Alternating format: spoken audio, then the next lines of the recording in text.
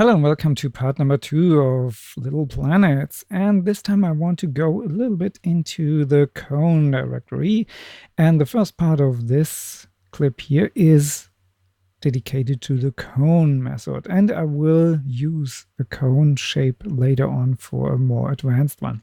So here I'm already in the production and I take a cone and I switched off the cap so I can see inside.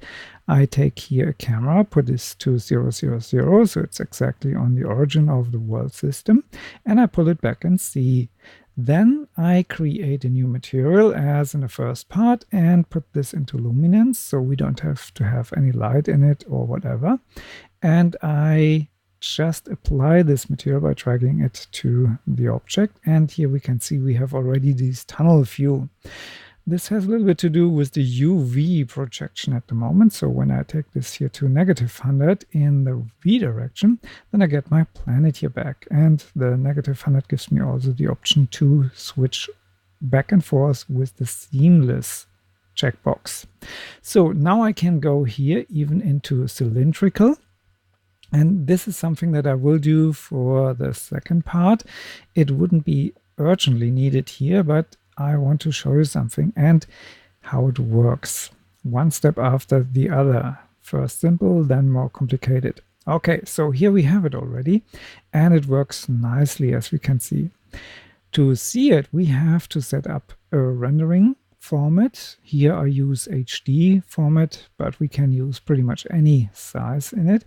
And what we need to do is to specify the format. Here I will use Photoshop and 16-bit per channel. And sync is, of course, the sharpest that we can have, and to support the sharpness, the MIP scale is not important here at the moment. What we want to have is a crystal clear result. Go to the show line mode, adjust here the segments, and the segments are based on internal points in the cone, and these points react to a deformer, like the bulge that I introduce here. And you see that orange little dot that has to go to the tip pretty much, and then we can see how it works with a little test, but it needs to be underneath of the cone to really have influence to the cone. I press the fit to parent button so I have it nicely there, and then I can see already the influence on the cone, and I want to see that, of course, to the picture. So we have here a dramatically change of the picture. I render this for a moment here, and then I think we have to switch it to the little planet mode and do exactly the same thing again. Okay, so you can see already you have a huge amount of power with that little deformer already. And of course, you can destroy the whole work when you go overboard with it, but play with it and maybe it is exactly how you need it.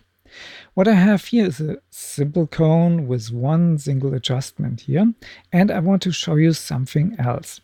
And this is a more pro version. It's pretty much the same result, except that we get more options here.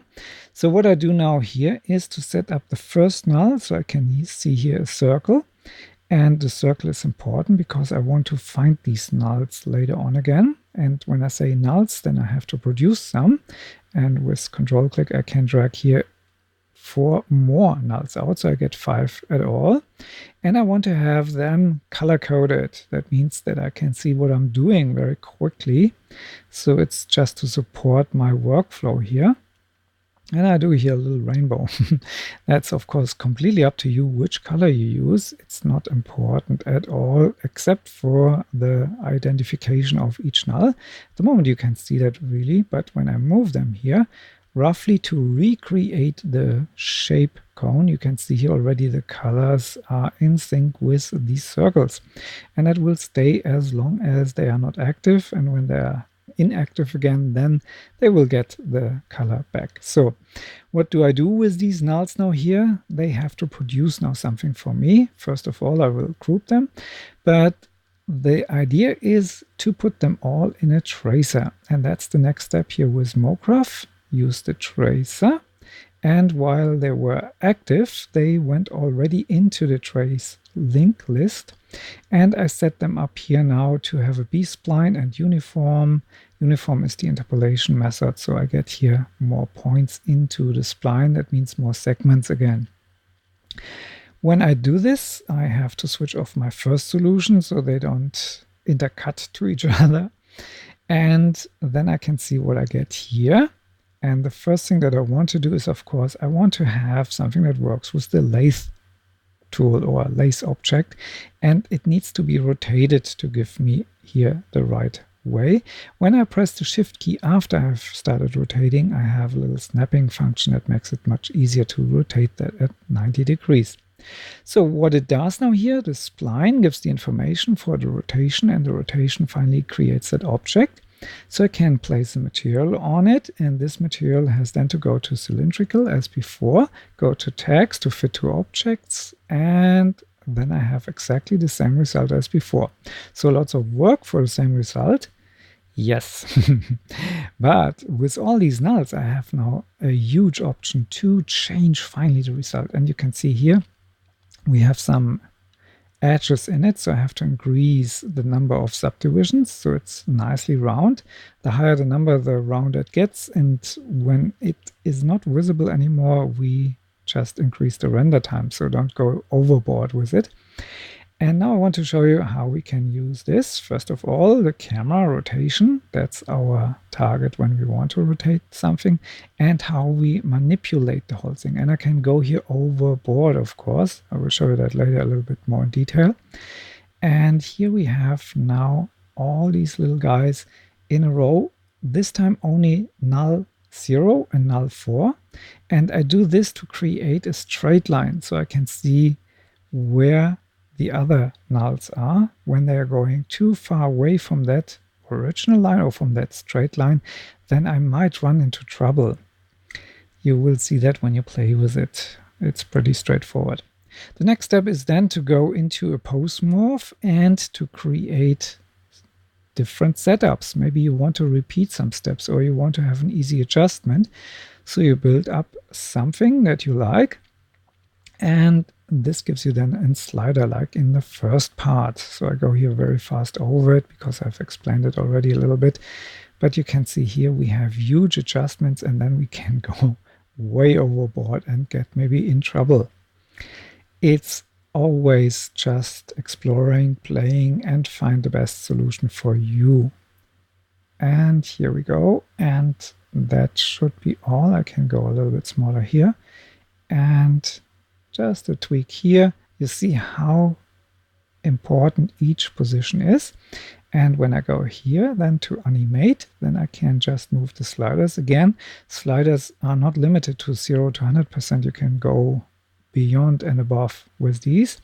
And the camera in the view angle gives me also another option.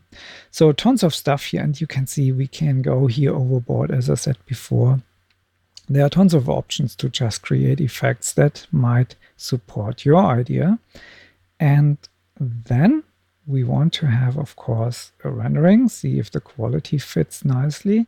There's a little bit more to it, and of course we have to render it. If you don't like the rendering, you can go also to the material and to the editor and change the texture preview size. And here I move the movement around to get more effects, if you like that, maybe not. Just explore what is possible in those areas. And finally, we want to change maybe also the materials again. So we open the material again, go to luminance, and then to load image, change whatever we had before to another image. And we don't put this into the folder, we just leave it where it is. When we press no, render it, and all the settings that we have done before are inside of that. Don't forget to save as project with assets when you want to have the pictures in the folder where the project file lives.